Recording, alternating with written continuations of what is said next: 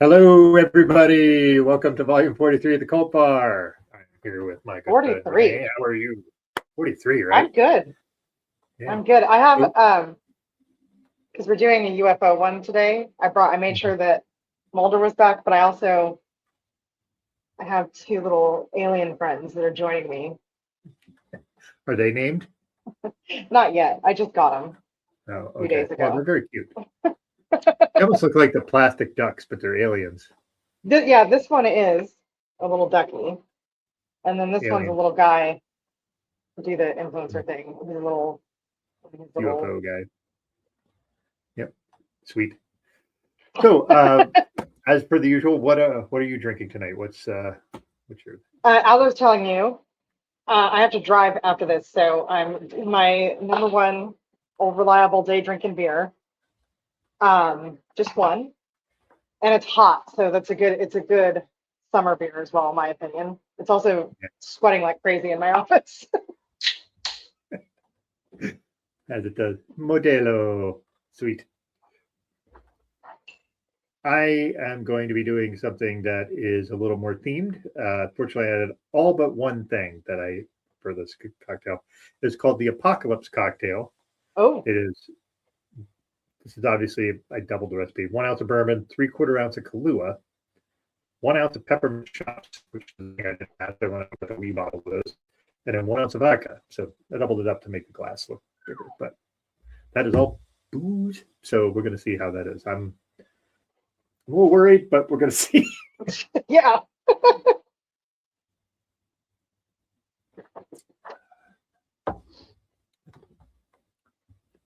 Not bad. I really wish the peppermint schnapps wasn't in there at all. Yeah, it's kind of a weird one for the middle of summer or the end of the endless summer. Yeah, so I think that actually would be really good without that. I think the Kahlua is really good in there with the two other, because bourbon has a certain flavor. In vodka, if you have a good vodka, it doesn't really have much flavor at all. So I think the Kahlua, I could have just did the Kahlua in place of the schnapps, but whatever. It was trying to keep a theme with the apocalypse cocktail. So we're doing alien apocalypse stuff this evening. So yeah, evening here, not evening for you. But No, yeah. so we'll be talking some stuff tonight. This will be fun because you and I both have a little fascination with aliens, and having it tied to a cult kind of hits it right where we want both of us. So, however, before we do that, we should have a little news talk.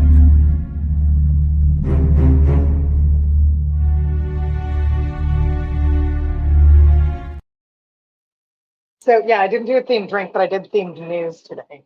Um, Yeah, not every flavor tastes good together. This is Dr. Phil working with Donald Trump. So already not great, not great. To review the UFO files that the government has, which I think is interesting because they say UFO instead of UAP, which makes me wonder if it's legit at all. All the government stuff is UAP now. It's very, they're trying to legitimize. But basically, he's saying that Donald Trump had him review the files to come up with like a psychological opinion on how people would respond to the news that humans aren't in the place on the food chain we thought we were, which I think is really dramatic. And also that he says that the intelligence agencies are treating Trump like a temporary employee and not giving him all the information, which we can only hope that's true. Um, man, I hope. Holy shit! So yeah, I couldn't resist this one because it's like, wow, all of the stupidest people in the room are looking over the UFO files, huh? Yeah. Also, I'm a little mad that they put NASA in the middle of this because don't disparage those folks like that. Yeah, they don't have They're doing anything good to work. do with it. Yeah. They're doing good work. Don't put them in the lumps with all those other dingbats. The So last week or so, though, there's been a lot of UAP news. So if you're like me and you have like a news app where you can tell it to follow certain subjects, you type in UFO. There's some crazy stuff going on. Whether you believe it or not, that's up to you. But I I don't even want know to if I believe believe Renee. Dr. Phil. I don't know if I believe Dr. Phil really got to look at this stuff, but supposedly he's tight like this with the Orange Fuhrer, and apparently he's on the religious liberties, whatever community, with not community, committee, which is funny because I don't know what UFOs have to do with religion, but I have a book about that. Actually, I haven't read it though. I feel like the reason those would be tied together is I think religions are terrified that if there is alien life because they don't know how to account for that. So Yeah, well, Peter Levenda is like this historian who works on a lot of different stuff, like occult stuff, UFO stuff, whatever. And he worked with Tom DeLonge with Blink 182. This is real. which I'm is not just making great. this up. You should add Sammy I Hagar think, to that mix too. hold on. I have it. I have it right here. I haven't read this yet. So, but the theory in this book here is that the aliens are like old gods, Yeah, and they're in a battle for the soul of Earth. I haven't read it. I did get it signed by Peter Levenda though, because my husband got to meet Peter Levenda. But yeah, so maybe that has something to do with why the Religious Liberties Committee is talking about UFOs. I don't know. Like I said, I haven't read the book yet because it's by a guy from Blink 182, and I know it's old news, but I'm still struggling to wrap my head around that. Yeah. Like I said, Sammy Hagar walked so Tom DeLonge could run. So there's that. Yeah. There were a lot of interesting cameos in this documentary. And Hagar was one of them. Yeah, Sammy Hagar was one of them, and then my favorite was that I thought we were getting a cameo from Fabio, but he turned out to be integral to the plot, which we will get to. Yeah, that was fascinating. And we both had a realization by him. I think we were both a little surprised by, but we'll get to that. So the thing we're going to talk about tonight, as you can see from our little blurb up there in the top left, is a documentary called Bring Me the Beauties, a model cult. I will say from that title and like the screen grab that they used as the placeholder on the HBO Max app, this was not what I had all thought this thing was going to be. I thought this was going to be like about heroin chic models, and that's what I was really expecting. Yeah, I got so as they were dipping us in, and it's like, oh, there's astrology and this and that and aliens. I got so excited, and then like I told you, like very quickly was like, that's right.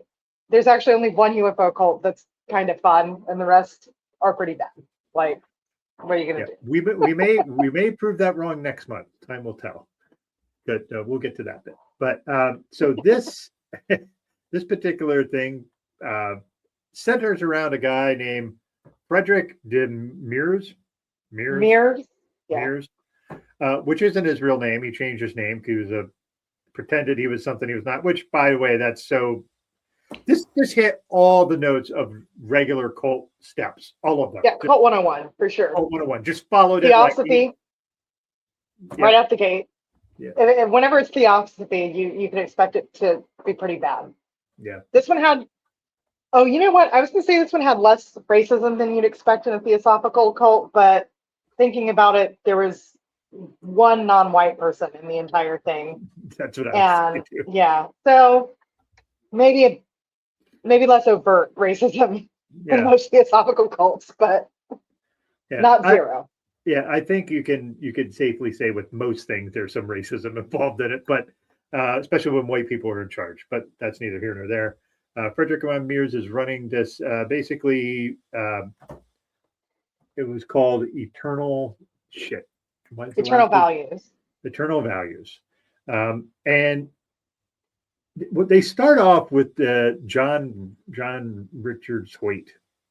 John Richards Hoyt. Yeah, well, he goes by Hoyt Richards, so yeah, that's his model name. But okay, and they start off as him being on Nantucket with his family on the beach, and some dude just strolls up and lays his towel next to this 16-year-old kid. Which, holy shit, man! That's right.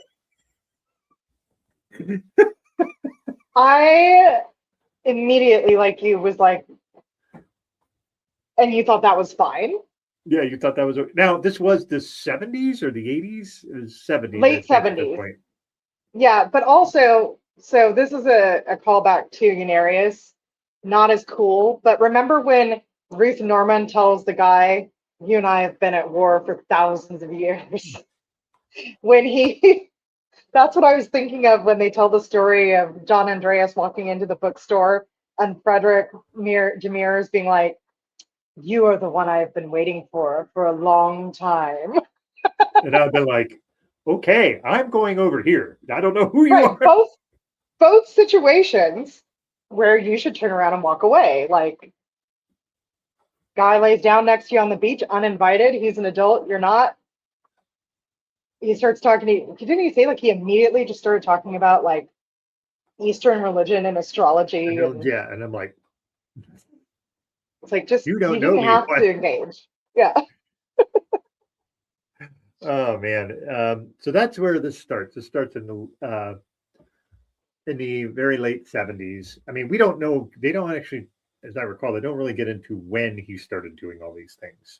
It's a Yeah, little we don't. murky, right? We don't. It's a little murky about Frederick's past. I mean, we learned something, but how he just started to get to where he was because he Right, clearly had because money. Hoyt said that Frederick was already known around the island as being a guy who had these really great parties. Mhm. So that was part of the reason, I guess, that he didn't just get up and walk away. That's true. But I'd forgotten that bit, but yeah, but so we don't know, like, was that part of the thing? Like, was that already the beginnings of eternal values? Because he's already talking about doing these astrological readings and all these different belief systems mixing together. So I think it's possible that the cult started like in this beach house on Nantucket. yeah.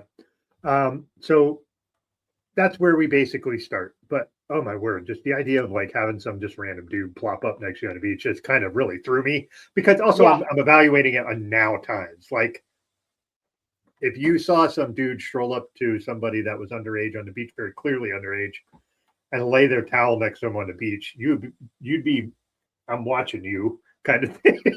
I feel like if I saw someone do that to anybody on the beach, like if it was clear they didn't know each other, I would be like, oh, I might want to keep an eye on that situation to make sure nothing weird is happening. Because it's a very forward move and a very weird one. Yeah. So but apparently this was not uncommon. Like he just would stroll into people and start talking to them about like Eastern philosophy and astrology and everything like that. And so they became a quote unquote friendship. All right. Yes. And they kind of jump forward a little bit, and Hoyt, which let's refer to him as Hoyt because there's too That's how there's I too put much him in my talk notes around. because he has like his stage name and his name and yeah, Yeah. quite So he ends up going to what was it? Uh, was it Penn? Not Princeton. Penn, Princeton. My a P Ivy League school. How about that? I was close. A P Ivy school. Princeton, so which is in New Jersey, not terribly far from New York. And when he goes there, Frederick kind of invites him up to New York to bring some of his football playing friends. Frederick was a football player. He was good enough to play at a Division I school, which is not and very insignificant. passionate about it, which I guess Yeah. is implied for as good as he was and playing at the college level. Yeah. So he takes his buddies up, and Frederick invites him to Studio 54. Like, Yeah. wow. If you're in college and some dude says, let's go to Studio 54, I'd be like, sure. Go in there. Yeah, well, and that's it. Because so my teenager watched the first episode with me, and I was trying to kind of like put in context, like what a big deal it would be for a bunch of dorky college kids to get invited to Studio 54. And you can see it in the pictures. They're like in white shirts and ties. Yeah, like They college look like like they're, Greek stuff. Yeah, like you know what I yeah, mean? like Like they're in a like 1950s frat. And they're at Studio 54 with all this craziness going on. I think Hoyt said someone was literally having sex on the floor of there's Studio cocaine on all the 54. tables, and he's like, Yeah. "This is great. I never want to leave." Okay, the cocaine would give me pause, but that's because I'm not a person who does any of that kind of stuff. Yeah. So Well, once again, it was the 70s. yeah, yeah, it was the '70s. So he just the idea that he's like, "This is great." So naturally, this is the draw, right? If you're young and you get access to this extremely exclusive club in New York City that people stand in line for and never get in. Yeah. And that's, you got to feel like this is awesome. Like I could totally understand the allure of that, especially when you're 19 years old. So Yeah. they get in, and he starts basically going up to New York every so often to go hang out with Frederick, even though he's in college. And so sorry, I'm monopolizing it, but like No, go for it. I'm just trying to get to a point where where we get to where the real, this is all set up, right? Yeah. Well, I So think it's important because we also, the other cameo we have is Steve Hassan later on. And I'd like to talk a little bit about that. So this is a good way to make sure that we connect the yeah, dots later. yeah. So yeah, I couldn't remember that guy's name, but I know when you said, I'm like, yeah, that guy. This goes on for 3 years, and he gets injured in his junior year to where his shoulders are so bad the doctor said you should not play football anymore. And this is, Yeah. I think this is the incident that drove him to the cult, 100%. because his identity was very much wrapped in, I'm a football player, I'm an athlete, and now I can't do the thing that makes me special anymore.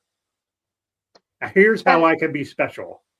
and we have to remember too that one of the things he talks about is that he had a very complicated relationship with his mother because she was very demanding of her children and had a Mhm. very set view of what their lives should be like. And that involved, going to the Ivy League school, becoming a certain profession, like all these steps. And I think, again, being the star football player played into that. For sure. She could criticize him getting a 95 instead of 100, which is something that he says really happened. But, oh, well, I'm also the star football player and I'm also this and I'm also that. Like that props a lot of that up when you're 19, you're still figuring it out. Mhm. He was And also so, very, very conventionally attractive on top of that. Like he yeah, had, like, everybody, you would look at that kid in high school and say, he's top of his class. He's a great football player. Like he's super good looking. Like that guy's got everything going for him. And yet, like, this just shows you, like, everybody has their issues. Like oh, it yeah, was just, his mom kind of tried to drop him down a peg. And the thing is, there's also the kind of moms who would just hype them up and make them just the worst people to hang out with. And he wasn't like yeah. that, I don't think. So, I mean, in ways, I feel like this docu series really makes him a sympathetic figure in a lot of ways. Yes, and I think it's important. I'll say this, even though it happens at the end of the series, I think it's important to say it now. He is someone who, like Mike Render, took his experience. He did have a lot of power by the end of this Mhm. journey, but he took his experience, he took the things that he did wrong, he took ownership of them, and then he has turned that into trying to help people who are in similar situations, whether it's a high control group or individual relationships. He's tried to make amends. So I, and we're getting he's looking back because he's kind Mhm. of our narrator for a lot of this. Sure. So I think I like to see that. So often we see situations where it's like, yes, that person went through a lot of horrible stuff, but they also did a lot of horrible stuff. And they're not talking about that. They're talking about what was done to them. They're not talking about, like Nancy, what's her name from Nixium? Yeah, I was thinking of, what was the guy's name from Nexium, the filmmaker dude. I can't remember his name either. Where he was Oh, like, yeah. I was responsible for those people being put in that position, and he was struggling with that. But I don't remember, like, Nancy was less. Nancy was more like, Yeah. hey, that's what I'm doing, and we're doing it right. Like she was, whereas the Yeah. And guy she's who was like, the cameraman for Nexium was more like, oh man, I really fucked this up, kind of thing. yeah. And I mean, we talk about this a lot on the show. You are responsible for the things you do, no Mhm. matter what the situation around you was when you do them. And he said that in words I think we've used directly on the show before. So I did like to see that, and I liked that they kind of made him the pin that all this turned on, because the Mhm. other members of the cult who were with it to the end, I think, had varying degrees of clarity Mhm. on the cult itself, on their involvement in it, all of that. Yeah, what I think is ironic is their guy named Dar Dixon, who I thought afterwards seemed one of the most well adjusted, except he was the one instrumental at the end of doing some really fucked up shit to Hoyt. Yes, but then they became like best Roommates. friends and Yeah. roommates. Yeah. But it's So interesting about that. But yeah, go ahead. I'm sorry. But I also think it's interesting that, well, we'll get there. We'll save some of it for later because there's a lot to go over, Yeah, and it's actually a really well done documentary, I agree. which we don't always get, unfortunately. So there's a lot of great interpersonal stuff in this that was kind of surprising and fun to see. You don't see a lot of these things, like the actual what it looks like when amends get made, or what it looks like when people are like emotionally vulnerable after a situation like this. And I think you saw a lot of that in this documentary. I agree. There is one person who is really heavily involved and was but refused to be involved in the docuseries, and that was like his, Frederick Trahia Man, and his last name reminds me of the name from Dune, Andredes, Yeah, but I yeah, he's can't. a Paul Atreides. Was it No, Paul? no, hold on, not Because Paul. Paul Atreides is the name of the guy in Dune. That's like the main like emperor guy. I couldn't find his name either because he wasn't I've involved with got the it docu. somewhere. Oh, John. It's John Andredes. John, that's right, John. But he wasn't Well, involved, so he wasn't involved, but his wife was, and I think this is maybe a his good ex place his to ex dip wife, into the beliefs. his ex wife. Um, well, it was annulled, right? So I guess Yeah, like whatever. Yeah, I guess annulled means it's like almost like it stricken didn't from the happen. record, kind of. Yeah. Yeah, Anyway, I think it's a good place to dip into what their beliefs around relationships and everything were, yep, right? So one of the things that Hoyt talks about is his roommates in college went to the school counselor and said they were worried about him, and the school counselor was like, I don't get it, because he stopped drinking and he stopped partying and he stopped chasing girls and he was very disciplined and he was eating really healthy, which sounds great, except they're like, no, but this isn't who he is. Like all these things change overnight. yeah. And what we find out is in the beginning, at least, eternal values was no, like you could go to Studio 54, but you can't do the drugs, you can't have the sex, you can't Can't drink, you drink. can't smoke. Mm-hmm. And they have some clips of Frederick von Meers, Meers, von Meers, Frederick, we'll Mears. Let's say. just say Frederick. Frederick. Sorry, I'm mixing up. I was just got done watching Paul the House of Usher, the Mike Flanagan, and the Frederick character to keep calling Broderick, and I'm gonna mess that up. So apologies. I started referring to him as F in my notes because Frederick was too long to write. So Yeah, um, there, Freddie. they have clips of him saying that you could have this party lifestyle, you could have all this fun, you can go to the clubs, but you can also be very spiritual. And I think that was the draw, right? Mm-hmm. And we know Hoyt was looking for family because he felt like he was missing like a supportive parental relationship. And then we hear from Kim, who's the only non-white person. She's Asian. She's 14 when she started being involved with this, lying to her parents and flying from California to New York, which again is like mind blowing from a 2026 perspective. But again, in the 70s, shit like this was happening. It's whatever, right? Like Yeah, well, it's you a and I whole are different show talking about the way that 14-year-olds were operating in the world in the 70s. like you and I are of a certain age. They're the shit. Now listen. I grew up in a super small town. I had no means to get around. I was in a town of 400 people, so I got into whatever I could get into. But imagine you had the money to be able to just buy a fucking plane ticket and fly away from your parents at 14. Like, how the fuck? You have no driver's license. But back then you didn't need it. You just went up and Yeah. said, hey, I got cash. I'm going to buy this plane ticket here. And you can't Yeah, I do was that shit thinking about anymore. the thing with Hoyt having all these different names. I mean, I think it was two different names, but Yeah. they showed they showed something about a hotel, and he was registered at the hotel under a fake name. And then I remembered it's like, oh yeah, that was the thing that celebrities used to do all the time. I still think they do that though. Yeah, but it's harder because you have to show ID to check into a hotel. You have to show credit cards to check into a hotel. They must use travel agents, But celebrities. I think it's one of the things where they go to a hotel and say, listen, I need to be under a false ID so people don't fucking bother me. And a lot of hotels, if you're like, Yeah, oh, we're accommodating a celebrity, let's do that. We'll write it in under Joe Schmo. perhaps. Yeah, I mean, I'm sure. And look, When you have money, there's a lot of ways you can bend the rules, I think. knowing how famous you and I are, Doug. Yeah. Hey, I do that all the time because I don't want people Yeah, bother me in a hotel room when I'm just sitting there watching dumb movies. So when I'm watching true crime documentaries and cult documentaries. usually if I'm in a hotel like that, it's like, all right, what movie have I been interested in seeing? I just haven't had the time. That's usually my go-to. It's like, all right, well, I want to watch, I don't know, fucking that stupid F1 movie. I wanted to see that. I haven't seen Oh that yet. yeah. But if I was in a hotel, I'd be like, oh, well, I could watch that now. I was in a hotel last weekend with my teenager. We watched Dodgeball and We're the Millers because they were on Comedy Central. Dodgeball, The I like. hype. Yeah, Yeah. yeah. We're the Millers is not my favorite. The only thing that's good in We the Millers is Will Poulter for me. I think Will Poulter is Oh, hilarious in that. I love Jason Sudeikis. I'll watch him in anything. Yeah.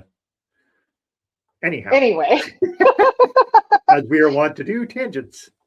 the point being is that it was a very, very different time. So this Very. 14-year-old, this is the funny thing is she lied and told her parents she was going to Lake Tahoe, but she really went to New York City. And I'm like, why is a 14-year-old going to Lake Tahoe by herself?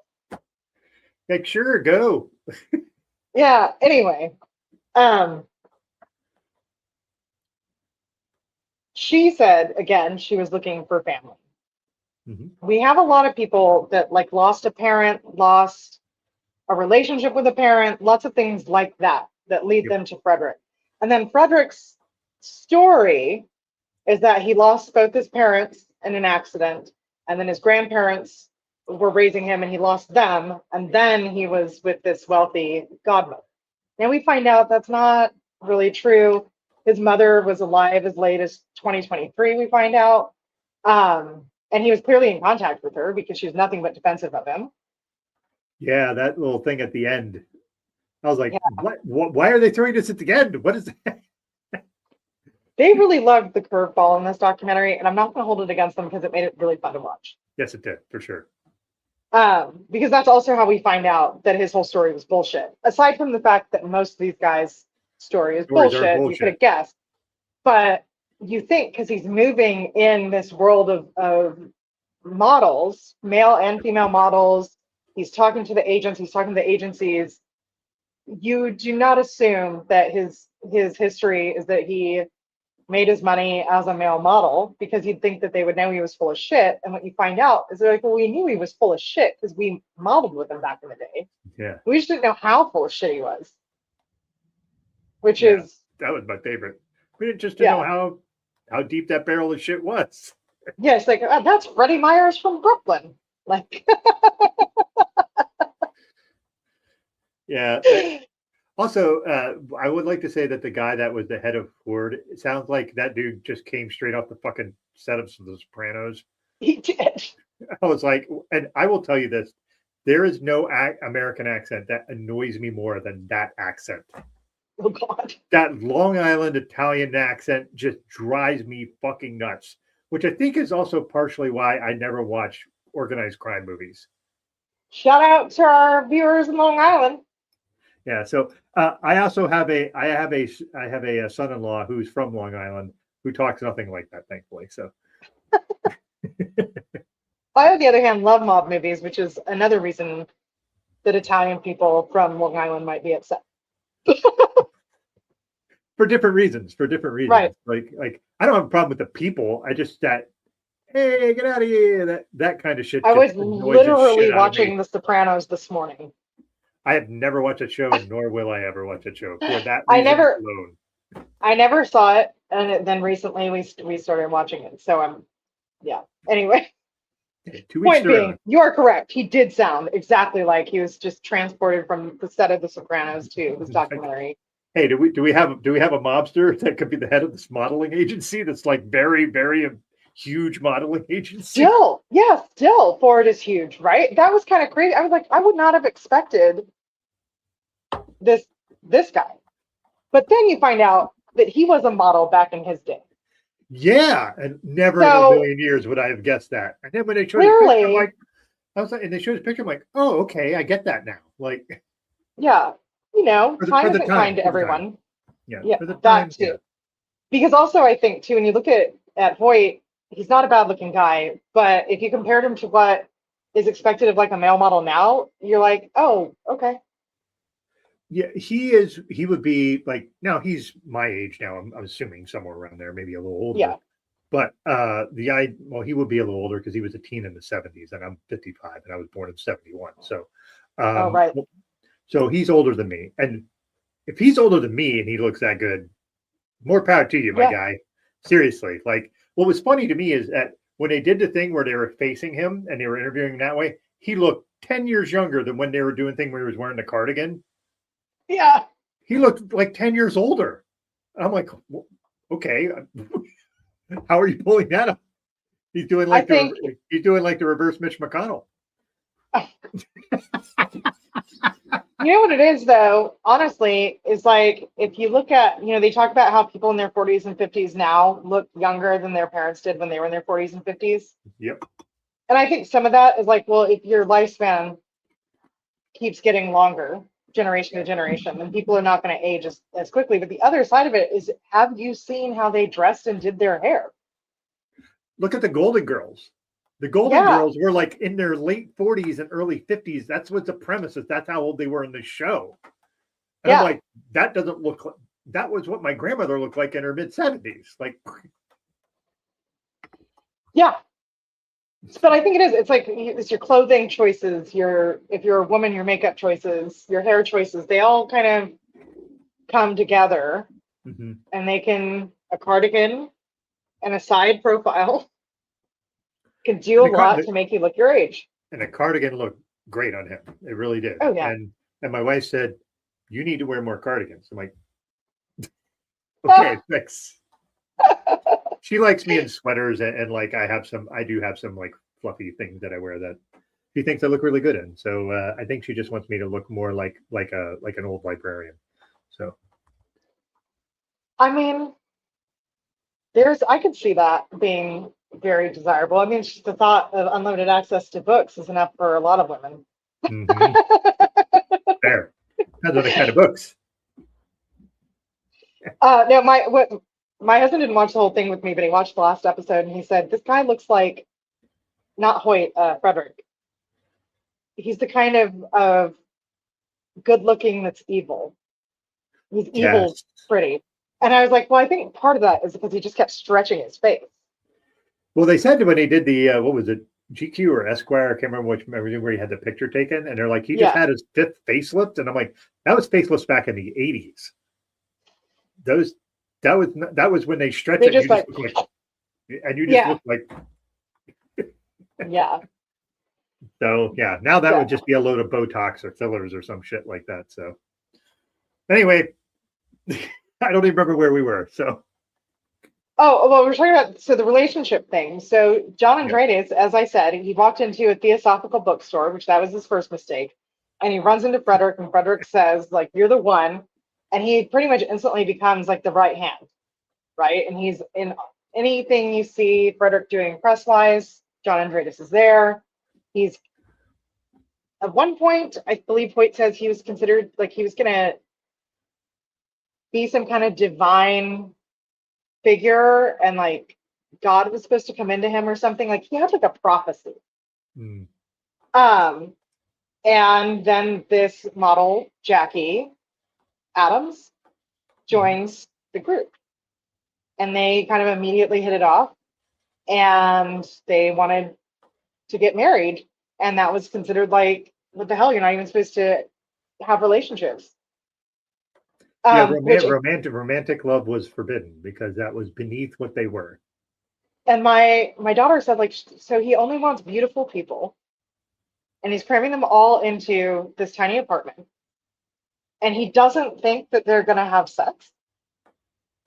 Like beautiful young people crammed into an apartment, and then they're not gonna like have feelings for each other or have sex. And I was like, well, apparently that is what he thought. Yeah, and he also didn't have just one apartment. And they had the 4N, which was like his apartment, which looked like a cotton candy kaleidoscope. That's the only way I can describe how that was. Gay Willy Wonka. Oh, that's better. That's much better. Yeah. And he had 5 other apartments in that building. Remember, because he said it was like the pyramid, like there's layers to what. Oh right, yeah. So he had 5 other apartments, but yet he had bunches of people staying in his apartment all the time, and most of them would get a 1-inch mat and sleep on the floor, and they would sleep so right they were just like slotted in, and they said it was so normal that they didn't think anything of it. But again, it's a apartment full of 20 something gorgeous people. So John and Jackie fall in love. They want to get married. They are, let's say, encouraged not to. They do it anyway. Well, if John was supposed to be this divine figure, he's supposed to, like God is supposed to inhabit his body, blah, blah, blah, but it turns out that he's a traitor, then he must be the Antichrist. And they had the whole group make these horrible tapes about every horrible thing that they could say about him, true or untrue, literally calling him the Antichrist. And Jackie said they sent it out to everybody Frederick could think of, which, if you think about that, is absolutely unhinged, because that implies that it was not just members of the group. It was everybody. Yeah. And Could he you had imagine fingers in a getting lot that of tape? pies. Yeah, I'd you're like working at a modeling agency and you get a tape with a whole bunch of other models calling a guy the Antichrist and meaning it literally. Oh, we should also point out that Jackie wasn't just any. Jackie was also a very successful model at the time. Oh yeah, yeah. So she Very was a model. So this like hampered her career. And not only that, like Jackie's story is like that. She had a hard childhood, like really hard. Like her dad died Yeah. in Vietnam. Her mom had mental issues. She was on her own since she was like 15. She was working a whole shit ton of jobs. And then somehow Vivian Ford gets a photo of her or something when she was doing a thing to help when she was working at a photography studio. And just that is like this, like that's like the fortuitous moment that people wish for, you know, like your Yeah. song gets handed to a DJ or your song gets handed to a producer, or, you know, your book finds its way into an author who says, I really like this, you should sign. Like she just got the golden ticket. And she went and she did, and she had a very much girl next door kind of look to her, I think. Yeah, but that, I think in the 80s that was what they were going for, right? For Like you sure. think about like one of my favorite movies is Say Anything, and Diane Court is very, she's Yeah. like the most beautiful girl in school, and she's very girl next door and like normal pretty. Not Yeah. like It's how like, if you want to be a supermodel today, you have to be like ironically like alien pretty. yeah. What's funny is like when I was younger, they would call that approachable hot. Yeah. Like they're hot, but they were approachable. Then there was other ones you look at, and that girl is too hot to even think of going and approaching her. Like that kind of. There's different kind of things, which it's interesting to think about. Like hot, like Hoyt is in like he eventually gets to a point where he's like modeling all over the place, and he gets to model with like Claudia Schiffer and Chrissy Turlington and Cindy Crawford, and he's like kissing her on shoots, and I'm like, and he's not having sex. Are you out of your mind? Like this is Yeah. before, but this ties into the marriage thing because the marriage thing actually breaks the floodgates on that, right? Frederick's finally like, Yeah. fine, fine, just don't fall in love and don't have relationships, but fuck all you want. What we were joking about is it's like because I said, oh, it's almost like he was like punishing them for wanting to have sex. And it was like, oh, it's like when your dad catches you smoking and wants to make you smoke a whole pack of cigarettes in front of him. That was like how it shifted in the group. Now it's not just like it goes from you can't have sex to you all have to fuck each other, but you're not allowed to have a relationship about it. And you have to Or do weird feelings. sex stuff. And Hoyt's going to go out and he's going to model in Milan and suck Italian girls. And he's going to come back and tell us about it. And like this whole weird thing where it became so focused on sex. Yeah, like completely flip the script. And then drugs. It's just Yeah, like, there's that. Yeah. Well, what's interesting is I think the whole time Frederick was doing drugs. I don't think there's any doubt about that in 100%. my mind. He was The whole doing time drugs he was the having entire sex time. also. Yeah, so that's the other part is, and you know, there's a sad part of Frederick in that this happened with he was in the height of AIDS and HIV. There was no treatment for it. It was, you know, fucking Reagan doing the gay plague stuff and Yeah. just that motherfucker. I will forever hate him, not just for that, but for everything he did. But that one is just one of the most egregious things I've ever heard a president say in my life. I Calling it. also I also want to point out that Paul Hinton said that he believed that Frederick knew that he had AIDS or HIV and continued to have casual sexual encounters. Mhm. So that is something to consider as well. That's when we true get because into he knew like, he. Yeah, it was just more like the timing of that was bad. But the thing is he didn't do anything to. If you found out you had that, you should immediately stop.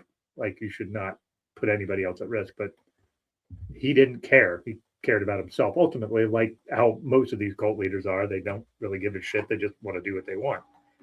So but we know also, which it's kind of interesting. You think everybody involved in this cult was so naive when they entered it, and you hear these stories, and it's almost like you almost don't believe it at first, right? But they're talking about like Frederick would have these young men over, and he would do their life reading in private. Life reading is this astrological thing he did for everybody in Eternal Values.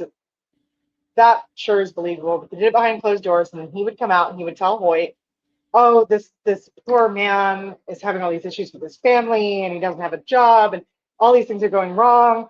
You know, we need to help him out." And then Hoyt would just hand over money in the belief that they're like doing charity for this person, not having any idea whatsoever that this was like obviously an escort. yeah, yeah, that's well, a lot of these, like you said, most of these folks are naive. So a lot of them, and also the thing is, they were naive. They came in early, like when they were teens, and then Right. they were just put in this cult where these were the rules, and Frederick didn't teach them anything about the world at all. Right. And That's the only thing right. that should have been the only person who really should have learned was Hoyt because he was out doing modeling gigs and traveling the world, but he had just closed that part of his brain off. So Yeah. Well, I think yes and no, because he clearly knew how to manage it, right? So when the first article came out that was accusing Frederick and Eternal Values of all these horrible things, he managed it by being like, "You know me. Does that sound like something I'd be involved in?" And people were like, "Oh, no, you're right. Like, you're a great guy." yeah, So he he kind used a of nice knew guy how to manage defense. his image. He was a Yeah, nice guy defense. 100%. But it is eventually being out in all of that is what made him realize that it was bullshit, right? So there's Mhm. that. Um,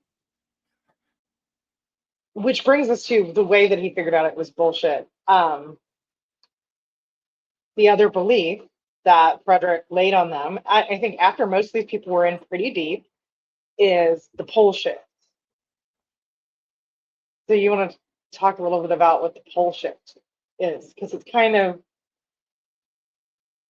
Well, yes, but no. there's two different interpretations I can take from that, and that is, do you mean the pole shift of like the pole shift within the group where it's like, hey, now you can all have sex, or do you mean the actual pole shift of the Earth that he talked about?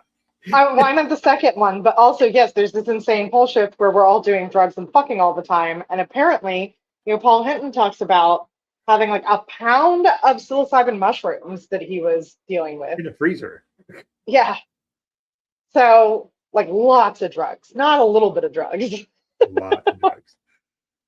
Yeah, so the pole shift was basically he predicted in 1999, which was very popular back in those days, to say right before the year 2000, everything's going to go to shit. And as someone who worked in IT at the time, and Y2K was a real thing that was a concern, which turned out to be a nothing burger, but it was like that Prince talked about it in a song for Christ's sake in the 80s, about 1990 being that basically like Mm-hmm. insinuating that was the end of times, and he predicted that there would be a pole shift. Basically, the poles would shift. He made it sound shift. He didn't say like they would reverse, which reversing poles has happened multiple times in Earth's history. We weren't here for any of them, but that has happened multiple times in Earth's history where the poles have reversed. And like, imagine if that happened right now. Well, let's not. But I said that to Jill, and I was like, imagine that would just everybody would be fucked up, like everybody. So, and not just us, all the life on Earth would be kind of fucked up after that. So, but he said that, and like all these doomsday people saying, like, hey, this is going to be the end. This is the apocalypse. We're trying to prepare you. I thought it was funny that like we didn't talk a lot about the alien connection. I and my thing here say Arcturus bound because that was where he oh, claimed he was right. from. He claimed he was from Arcturus and that he was a walk-in, which interesting. That was something that Stephen King used for people coming between the dimensions in the Dark Yeah. Tower series. That was a parallel I made, but and that part of the book series had been written when he started talking about this. It wasn't something he Yeah. pulled from Stephen King. So, well, right. So he actually, this is my theory. I think he stole it from that Bruce. Oh gosh, what's the last name? Okay. I Oh, can't find it in where my it says like notes. aliens. She wrote Aliens Among Us. That lady. Yeah, her name is Ruth something. And she popularized this idea that Ruth oh god, my notes Montgomery. are all fucked. Ruth There you go. Montgomery. So that she popularized this idea that some people were alien walk-ins and that like a lot of these were great people, like great leaders and things like that. And Frederick's story was supposedly that he had a near-death experience and he felt some entity come into him, and that now he's an alien from Arcturus, which is just so happens to be, because remember it's Theosophy, the most spiritually elevated place in the whole universe is the planet of Arcturus. Yeah. Which Arcturus isn't a planet; it's a star. I'd like to point Well, that out. I'd like to point details. that out. It's also one of the. It's like the fourth brightest star in our sky. So it's a pretty notable star. I was looking it up because in my research I was like, well, where the hell is that? And it's 37.6 light years from the another star or galaxy named Boots, but Boot. B O with an umlaut TES. I don't know how you pronounce that. Boot. Boots. So I think your dog liked that too. Yeah, what she's doing. Maybe she heard boots and thought that was a cue for her. I don't know. I don't know. That was wild. Yeah. So anyway, that was a little but like that was like they didn't really explore the alien thing as much as I thought they were going to. Well, yeah. So let's get into what they did say. So the pole shift is going to happen. It's going to be terrible. Very few places in the United States are even going to be livable. So they have to be in one of those places, and then the aliens are going to come. They're going to collect everybody up. They're going to put them in rejuvenation chambers, not just cryogenically frozen, not just hang out as you are, but you'll get even better. And then they'll bring you back and drop you off once the Earth is livable again, and then they'll get to be in charge of everything. And there's going to be statues erected, and everybody's going to love them because they helped Earth recover from this bullshit. It reminds me a bit of the V Winnie series from the 80s too. They were supposed to be benevolent and they weren't. Also, if you think an alien species is going to come to the Earth and pull people out of it, do you think their intentions are going to be good? They're not going to be. If they're that advanced that they could get here and pull us up, they're not. I doubt their intentions are going to be good. Well, they did need platforms to land on, if you recall. That was why they had to buy the property in North Carolina. The property in North Carolina, I would like to point out, they said that it was one of the few that would be affected because it was far enough away from the ocean. It's in North Carolina. It's not, yeah. And it's on a lake, which, by the way, that lake, when we had Hurricane Helene, I think it came in and just wrecked Asheville. That lake is right on the edge of Asheville. And they're saying, like, no natural disasters will happen here. I'm like, yeah. Yeah. Well, maybe he didn't have a meteorology degree. On Arcturus. Probably not. So yeah, so this is the belief. This is their doomsday thing, which it always happens, right? And so they buy this property in North Carolina, but they're going back and forth from New York. I don't really understand why. Maybe it's just easier. The goal was to make that the locus central of it. I think that was the goal because that's where they were supposed to be, and they were trying to get away from New York to be there. But like, that's what it sounded like. But I almost wonder if that was misdirection from Frederick, because wouldn't you have more resources to do all this stuff to the place in North Carolina if you weren't paying for 5 apartments in New York City? You would think. So yeah, I was like, there's something weird about that, but they don't. Whatever it was that was weird about it, either the people involved in the documentary don't know, or they just didn't feel like it was important because it was weird. I'm like, sorry, I just wanted to point out that Hoyt at this point is a mega model. Like we said, he was doing shoots with like the creme de la creme of models, and he was working according to his agent 330 days a year. Yeah, well, so we skipped over what Jackie did when she left. So what Jackie did when she Yeah, left sorry. is she went to the district attorney and told them about a scam that Frederick was running on members of the cult, which is he would give them a prescription for a gemstone. So to be like, you have this problem in your chart and you need to wear a sapphire, whatever, and that'll fix it.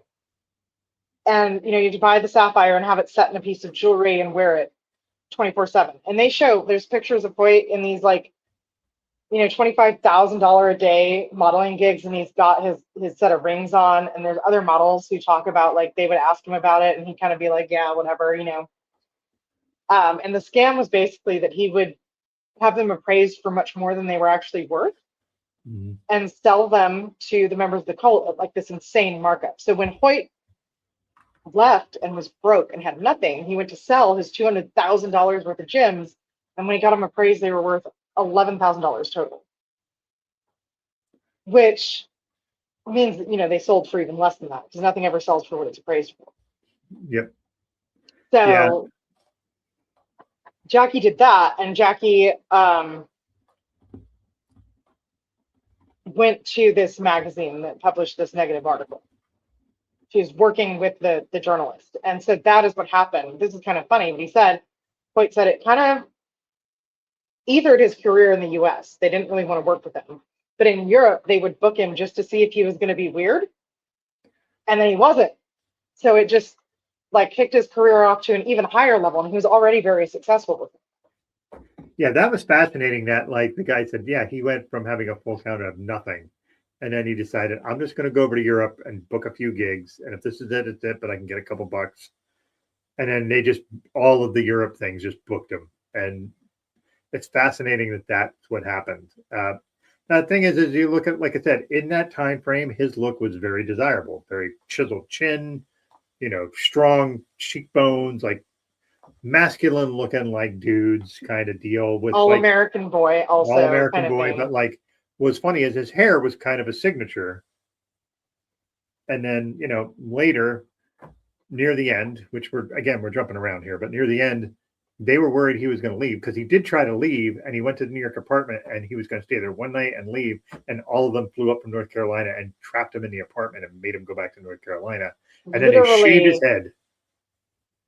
Had someone sitting in the doorway so he couldn't leave. And he said he thought about jumping out the window. He was so dumb. Yeah.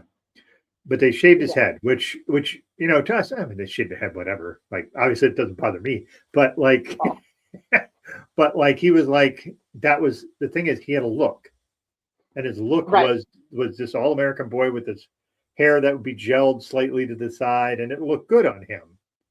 But that was his look, and now we also have to remember too, like head shaving is a really common humiliation tactic in cults. So like Synanon shaved heads. Also, in the military, you go to boot camp, they want to depersonalize you, they shave your head. Like it's a weighted punishment. Yep. So it was just fascinating that was something that was really demoralizing to him, is that, because his job was like, I'm a model. But what you learn also is this is like models, you think all of them, these models, these beautiful people, and how incredibly insecure they are. Oh, yeah. And just like, a lot of times I don't think of that because I'm like, those people are modeling, like they're really pretty people. And, Jackie did this too, but Jackie had such a shitty upbringing that made her even more worried about that. And then she'd be worried like, well, now people only care about how I look. Right. And I understand like that's a thing. Like, I think we all have certain things like people only like me because of X, whatever X is. And for her and Hoyt, it was like people only like me because I look this way. Well, and by the time he was fully out, he was in his 40s. Mm-hmm. And which is not male model time. Right. That's not any model time, right? I mean, there's catalog modeling, but he was making more money than any other male model. You don't make that on a catalog shoot. Like you're not getting that being in, oh, I was gonna say the Sears catalog. I don't even know if that exists anymore. But I don't know if it does. Probably online if it does, right? right. So it's like, and he gave a lot of money to the cult, which we don't know how much he got back, but he did end up getting some back, which is nice. It looked like maybe enough because he looked like he was in some pretty sweet digs, but Yeah. And he had a very nice cardigan. So there's that too.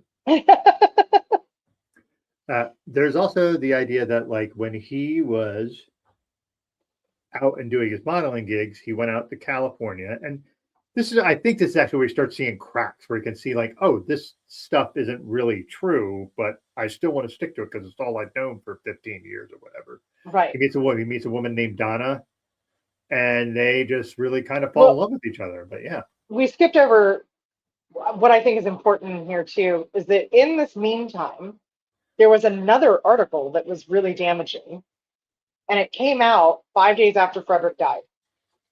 yes. So the group is in this weird upheaval with no real leader.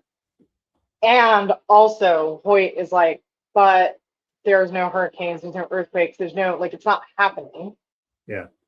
And then he meets a girl, which is so funny because they, like, I loved it. They had clips of Paul Andreades talking about Paul. Damn it. Hey, John. sorry, I put that in your head. John Andreades talking about like a man meets a woman and and then he doesn't want to do the work anymore. And then that's what happened to John Andreades. And then that is what Hoyt realizes, like none of these things are really happening. And also, this isn't bad. Nothing bad is happening between me and this woman. Like she's supporting me and she cares about me and I care about her. So he goes back and tries to tell them, like, hey, this stuff isn't happening. You're in a bubble. That was his. And then he made the mistake of telling them that he had a girlfriend. And they freaked out and told him to break up with her, and he did. Because he became convinced, basically, like, because they had this another thing in common with Synanon, where like you would get dressed down, be verbally abused, sometimes physically abused, anytime you stepped out of line. And he believed those things about himself. He's like, well, maybe it's because I'm not spiritual enough. I'm not devoted enough. I am not humble enough. So he did what they asked and he tried to get better, I guess. And in the meantime, they're like stockpiling guns. As cults do. I thought it was a very interesting like escalation that he died and they were like, what do we do? Well, we got to get ready for the pole shift. Are we going to build those platforms for the UFOs to land on? No, we got to get guns. And we got to buy some property up in the mountains that just has a bunch of caves. So we can hide in the caves. Yeah, well, I don't know if they bought that property before or after Frederick died. They weren't. I don't either, but like I just feel like that was that's our escape plan. Like, yeah, I was like, so at this point, there's 10 men, no women. Except there is coming one. There is one coming. Yeah, and then this girl joins and she gets a boyfriend in the group, which is to me very funny. That like it's okay for the guy in the bubble to have a girlfriend, but it's not okay for Hoyt to have a girlfriend outside the bubble. The girl was a local girl too. Let's make that very clear. And I love that she was kind of rolling with it for a while. And like even one of the former cult members from New York City ended up working in this town.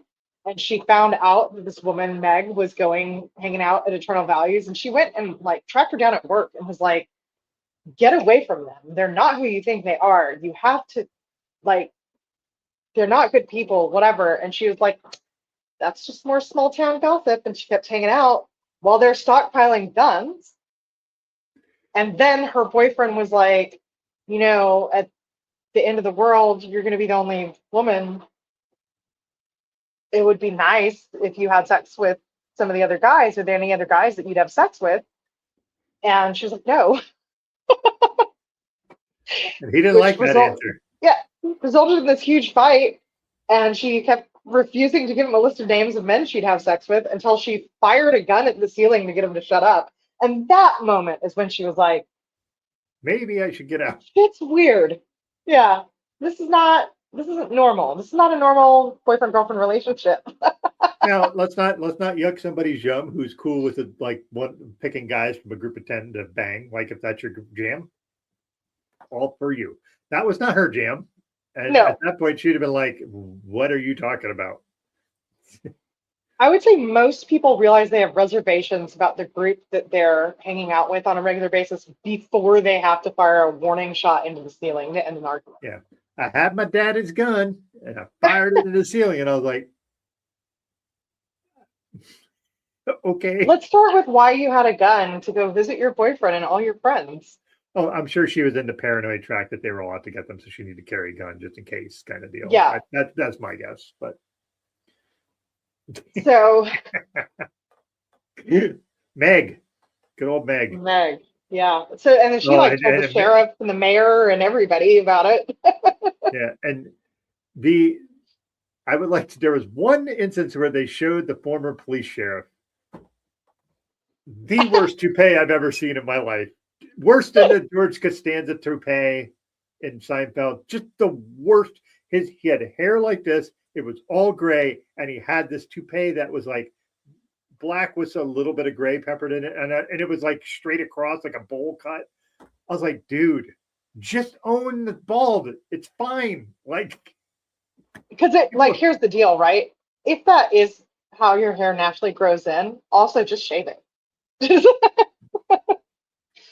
We don't want it. yeah, it was the worst toupee I've ever seen. Like when he came on screen, Jill and I were like, "That is a terrible toupee." Like we both looked at each other, just immediate. Also, the former mayor had the goofiest fucking goatee. Like just this goatee. It wasn't as long as my beard, but it was just that, and he had no mustache. I don't. Why are you doing that? Are you trying to look like an Amish goatee? What is your point to doing that? But anyway, Yeah, I don't know. so So, we forgot to mention they all moved to Lake Clear permanently after Frederick died. yes, And but yet somehow the apartment in New York was being paid for because they still had the access to that. well, so there was this because this is how the second episode ends. It's like, well, I keep saying he died, but he didn't die. They killed him. And you're like, Yeah, and I was like, who? right. Like who? So then these two people we've never heard of before enter the Yeah, story. two That guys, was the one place. Fritz, and what was the other guy? David Seaman. Remember Okay. that name? Yeah, you remember that name, and Fritz was from Germany, which was okay. Could you not do a typecasting name for a guy from Germany like Fritz? Yeah. Jesus Christ. Was it nominal determinism? I don't know. I don't know. Oh, also, Paul left. I want to talk about Paul Hinton because we actually said we were going to. Yeah, we do. Before Frederick died, Paul said he believed that that Frederick knew that he had HIV and that he was still having sex with other people, and he knew that Frederick was very sick. So he went to him and he kind of was like, "I will do anything I can to help you, but like, you kind of have to admit you're not okay." Which resulted in Frederick not just berating him, but actually beating him, which it doesn't sound like he tried to defend himself because I'm sure he could have. So he left, which good on him. A lot of people in that situation stay, but he left and he went to the police, but then he decided not to pursue it because he realized that he had been involved with a lot of crimes, transporting pounds of psilocybin mushrooms and stuff with the gym bullshit and all of that. And then he joined the military. What a shift. Right? And what's crazy Also, too is you see him now, he still looks like a hippie. So it's like, what? Also, being 25 and being gay in New York City and then being like, I'm going to go join the military in the 80s. Yeah. Wow. Just wow. A lot to unpack there. Also, and we don't unpack it. We just kind of sit with it. Also, the most fidgety person I think I've ever seen on a cult documentary, just super fidgety. And all I can equate that to is like, he has a lot of unresolved shit. And I mean, a lot.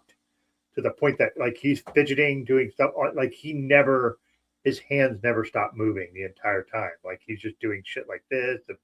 Like Yeah. I look at people who are fidgety like that, and it's rarely something where it's like a oh I have not a disease, that's the wrong word, but like I have ADD. ADHD or ADD where I can't stop doing that. And you have fidget spinners and shit like that. This was not that. This was just constant. He never stopped fidgeting. And I was just There like, is man, a that poor dude, he's got a lot of unresolved shit he's got to work through. there's kind of a vibe too, right? When someone's fidgety, like I have to be doing something because my attention span or whatever, and like someone who's fidgety, like they cannot sit with themselves. That's a ladder with him. Right. There's like cannot sit still and cannot sit with myself. I guess are like the paradigm, the two sides of that coin. But also just the idea. I don't think that you get the chance to process or come to terms with anything if you run from this high control spiritual group into the military, because by There's another definition high the control military, group. right, like I've been in it. It's very controlling. That's kind of the whole thing. Like that that's what's going to happen, and you sign up for it, and it still sucks. It's still worse than you thought it was going to be. Like it. I don't think that he was getting the kind of therapy that it was clear that Hoyt got, to say the least. Yeah. Um, Before let's talk a bit about we mentioned it, but now we talked about Paul. That was somebody I want to talk about because an extremely quote unquote interesting character. We also didn't talk about the fact when he would take Frederick out and they would go out searching for dicks of death. right. Oh my God. You take this. When it was time to smoke a whole pack of sex at once in this documentary, they went out specifically to find the biggest dicks that they could find, and they did that. Yeah, dicks of death is what they called them, which is a little what's foreshadowing. Maybe fortunately when yeah, unfortunately that too, but just like the idea of like there's got to be a such thing as too big at some point. Well, there are some size queens, I'm sure. Like that's the term. Well, I still think that there's such a thing as too big. Well, If did you're you ever calling see it a dick of death, it might be too big? too big. Well, I don't know. You ever saw the one video where the lady would do a tape measure and she was like, "This is fine. This is too big. This is gonna make me hurt a little bit. This puts me into a coma." And then she gets to 12 inches. She goes, "Where is that going?" And she put it. She's like, "Not here." Like, there's this really funny video where she just takes a tape measure and does like the different. Yeah, I had a friend who, in his group of friends, there was a kid who had an enormous dick, and his father also had an enormous dick. He was in porn, his father, specifically for enormous dick porn. So we're not talking about like guys in porns have big dicks. We're talking about bigger than that. And the counsel that he gave his son, who also had this enormous penis, was basically like, it is going to keep you from getting laid way more often than it's ever going to get you laid. Most women just don't know. They're like literally afraid of it. Yeah, I have a story about that too, but definitely not me. But you're like, no, my brother had a friend. No, my brother had a classmate who was called Horse, with very good reason. And he one time he had an apartment, and my brother had his apartment, and his friend was hooking up with this girl. I said, "Hey, can I come over your apartment and just use your living room?" And my brother's like, "Yeah, whatever, man." They were drunk, whatever. My brother went to bed, but he could hear everything being said. Oh God. And this girl was like talking, and he opened his penis, opened up his fly, and she goes, "What do you want me to do with that?" And he's like, "Well, you know." And she was like, "Why don't we just talk?" Oh my God.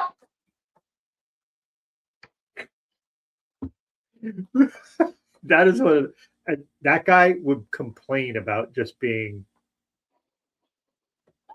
I get that. Like if I was a woman and I saw something like that big coming, I'd be like, "No, get that over there. That's not for me." Like, oh, Yeah, I love that. Maybe we could just talk. That guy was like so frustrated. I'm like, yeah, dude, not everybody wants a freaking, a 2x4. I wonder All right. if I just wonder if you have a dick of death. If that's the lot you've been given in life. If it's something you try to get ahead of, or if you're like, well, if I tell a girl, listen, I have an abnormally large penis, she doesn't believe me anyway, and she just thinks I'm an asshole, so I can't tell her up front. Man, I don't know. I think it's the sincerity in how you say it. Like, right, look, before maybe you go on a first date, you don't say shit about it because you want to just get to know them, see if you have some You're like, compatibility. I like to move slow. Maybe I want to move slow, and then you get to the second or third date, and maybe she's really interested. And I think at that point you go, listen, I'm going to give you something here to tell you, and you have to know this before you get into it. And if it's not your bag, that's okay. And then you just not lay it out, not literally lay it out, but like lay it out verbally. This is something that I have that you might not be into, but this is the truth of it, and I should warn you before you trek any further. I think if you're sincere about it, I think it would be fine. I just don't. I got to be honest with you, as a young woman dating, if that happened to me, one, not sure I would believe it. Two, I would definitely tell my friends about it. Well, of I'm course like, you're this going to. guy was like tear in his eye, trying to even feel sorry for him, I guess. Oh, my dick is so big. I would probably honestly believe that it was in fact small. Or would you be curious? I'm like, all right, well, let's see it. Literally once as a teenager. This wasn't a guy I was dating. It was just a guy who had like kind of infiltrated the friend group and nobody knew where he came from and nobody liked him. He was really weird. And he was bragging about having a big dick. So I did say, all right, Lay it out. let's see it. Um, and it was genuinely the smallest penis I've ever seen in my life. And I think maybe that's why I assume if a guy says his penis is really big, that it's actually really small because that happened. It was so, I was trying to prepare myself not to be mean because I knew he was full of shit, but it was so surprisingly small for someone who got that far. Like, not to be like, like, not like, I'm not going to show you my dick, Yeah. right? Like, he didn't try to find a way out of it. He didn't say, like, no. He just went, like, okay, but not in front of everyone. And, like, just went all the way there. I was so surprised that it was literally the smallest penis I'd ever seen. I laughed at him As because you it was should. just like, how did you get here? At no point did you just be like, all right, fine, I'm bullshitting you. It's not big. Like, it's Yeah. completely average. Or like, I'm going home. Like anything. Yeah. Yeah. I don't know. It's like I feel like you want to be earnest if that is you. Like, fortunately, it's not a conversation I've ever had to have. So, but My like, dick is so big. yeah. I just, it would be very hard to take it seriously. Although, I guess if you wait long enough, and that's different for everybody, right? But if you wait long enough for the chemistry to really be there and you know there's a connection, then there is a really good chance that she's going to be like, well, let me see it. And if she's not intimidated, boom, You're all everybody in. has a great time. Maybe not all in. Maybe as all in as you can get. But 3/4 of the way in maximum. hey, it's just like, I think we've all seen movies where it's like this guy has this freaking, and you're just like, dude, what do you? You Movie. can't. Yeah. There's no way you could use all of that. Like, Well, didn't the guy, I read this insane article in, I want to say Vanity Fair, but I don't know if I'm thinking that just because Vanity Fair played a role in this documentary. But the guy who has like the Guinness Book of World Records certified largest penis, um, and he spent a lot of the time feeling sorry for himself, but also at every opportunity drawing attention to the fact that he has the biggest penis in the world, like everywhere he went, which is very. But one of the things he said is that like he never even really gets a full erection because like there's not enough blood. there's not enough blood to make that fully erect. Yeah. Like if he actually got a full erection, he'd pass out. Which Yeah. is That doesn't sound like a thing that's fun. No thanks. Again, no. I don't have to worry about that, so it's good. No, I So don't know anybody who's ever been so turned on they passed out. that would be kind of funny. It would be hilarious. Yeah. So That might happen if I met Gillian Anderson. that might happen to me if I was about Gillian Anderson. Right. Yeah. Okay. We're not going to go there because that would be a tangent that would take us 20 minutes out of the. Yeah, we're moving on. Yeah. God, Yeah. we're like deep in this now. Okay. You're deep in the. God damn you. So Fritz and David Seaman, the chiropractor. Dr. David Seaman, the chiropractor. Dr. David Seaman, chiropractor. Also a chiropractor. Perfect doctor for this cult. Perfect. When I got that message from you that was like, of course the doctor was a chiropractor, it was so funny because I'm watching it and they're like, he was a chiropractor, and in my head it's like, of course he was a fucking chiropractor. Doctors. Which is to say nothing against the practice of chiropractic. Like I know a lot of people it's done wonders for, but there's like a spectrum of chiropractic. And on one end of the spectrum is the kind of guy who would be the in-house chiropractor for an astrology alien cult. And on the other end is the one you want to go to who's going to like help you with your back problems. Yeah. Also, side tangent, never have them adjust your neck. Ever. I've heard that, yeah. They break necks more than you think, and just never have them adjust your neck. Never let them touch your neck. Back, fine. The neck don't let them do that nose shit either. Just because it freaks me the fuck out. I don't know why you would do that. It's also, I've broken my nose, as you could tell, like it's like pointing that way. Sorry, I'm trying to figure out what direction. Well, now I can tell, but I couldn't before. So I could do this and push my nose all the way one side, and I can't push it at all the other way because my cartilage is so fucked up. I've broken my nose 8 different times. What in the world? All the same direction? Yeah. Somehow. So my thing is, it's like anytime I see shit where people have stuff going on with their nose, I am like, nope. Movies, can't watch it. Even if it's like, you ever see the videos where they do like the hair removal and somebody has like the things up their nose? Oh my God, why do they do why? Like, no. And then I'm not watching that. And I hate those. I hate those so much. Don't do it. Also, you need your nose hairs. Yes, because they keep germs out and shit. God. Okay, this is Dr. David Seaman, the chiropractor. Let's get back on track. Circling back. Let's get back to the serious issue of Dr. Seaman, the chiropractor. And his friend Fritz, the villains of the documentary, the German man named Fritz, and Dr. Seaman, Dr. David Seaman, the chiropractor. In a battle for control over the alien sex cult. Yeah. Serious. We are serious people doing a serious analysis of this show. Yeah. So they're in battle for control of the cult. And what we discover is, so Foyt was like in doing GQ shoot somewhere fabulous. And he gets a call that's like, hey, you got to come back. We're just going to die like right now. And he's like, what? Because they were all, I guess, in some level of denial that it was going to happen. I think maybe with the exception of Paul, who's apparently already in the military at this point. Because they don't, of course, also they don't know he has HIV. Yep, because he wouldn't tell them.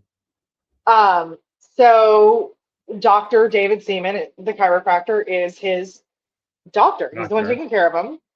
And he's having people come in to say their goodbyes and whatever. And he's nonverbal. He can't really do much. So he's giving him this dropper to wet his lips because he can't drink water. Keep him comfortable, give it to him whenever it seems like he needs it. And then they find out that had fucking, well, some of them said morphine, some of them said poison. I think, I think it was morphine. I think it was morphine.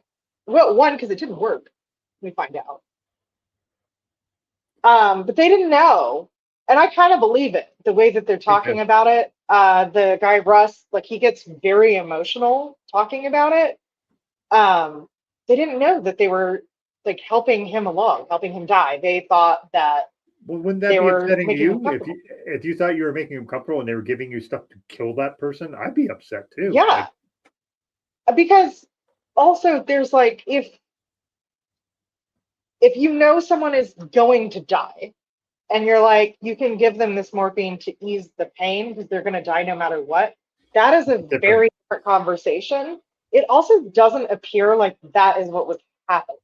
Yeah. Because what we then find out is after Frederick dies, David tells them in the end, Fritz put a pillow over Frederick's head and suffocated, which is a terrible fucking way to die. Mm-hmm. Absolutely not. Like, what? How do you go from morphine to that? You think, like, give him more morphine at least. Like, Yeah.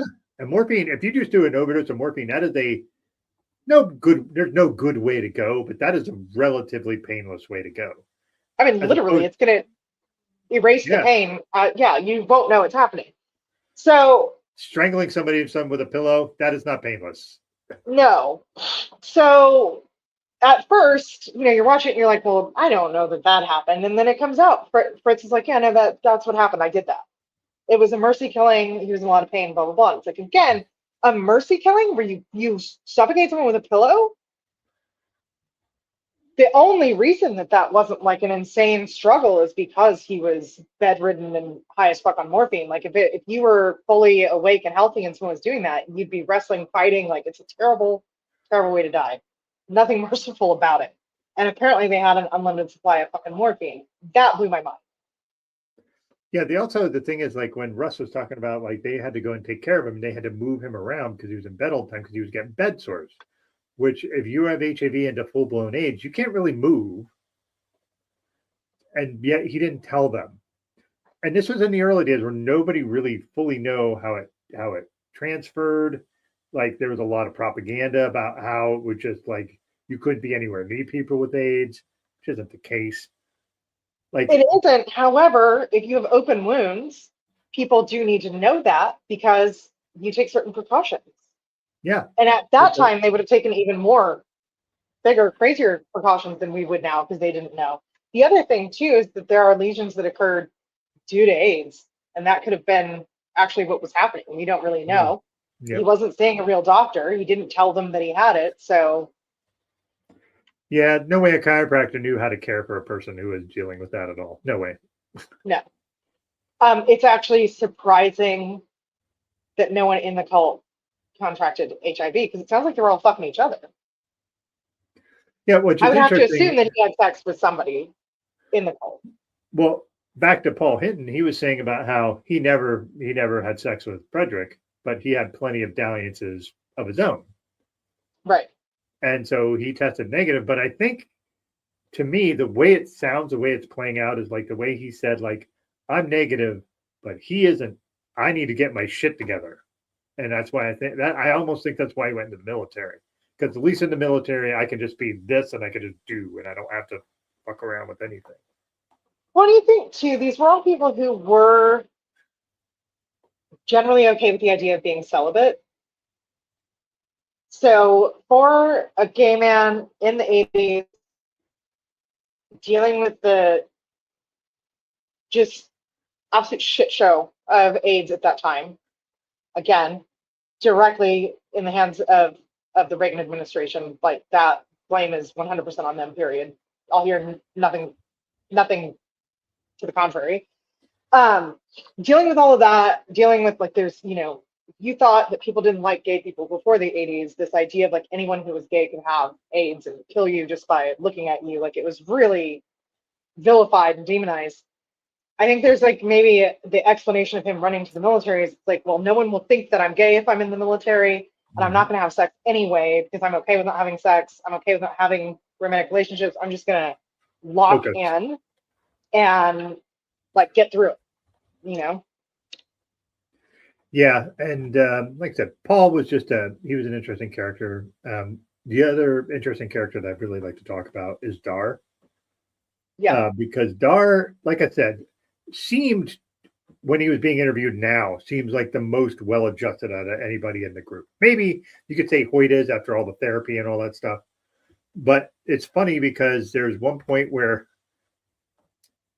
I think it was Hoyt said he was trying to contact Dar, and Dar contacts him from his therapist's office.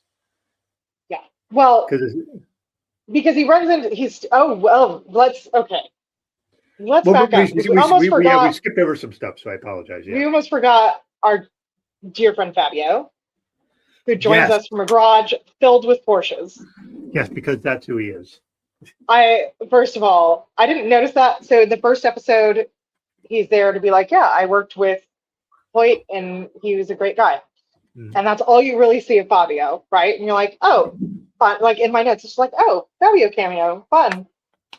So I didn't even notice that he was in a garage filled with Porsches until later, Yeah. because when Hoyt finally leaves, it's this like action movie thing where he's like running through the woods and like prearranged to meet a cab, and he's got nothing He has three because he can't thousand get, dollars. A guy who should have been a millionaire many times over from his modeling.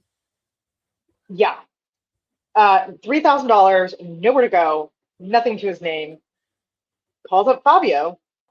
Fabio's like, come stay with me. It's going to be okay. You can stay here as long as you want.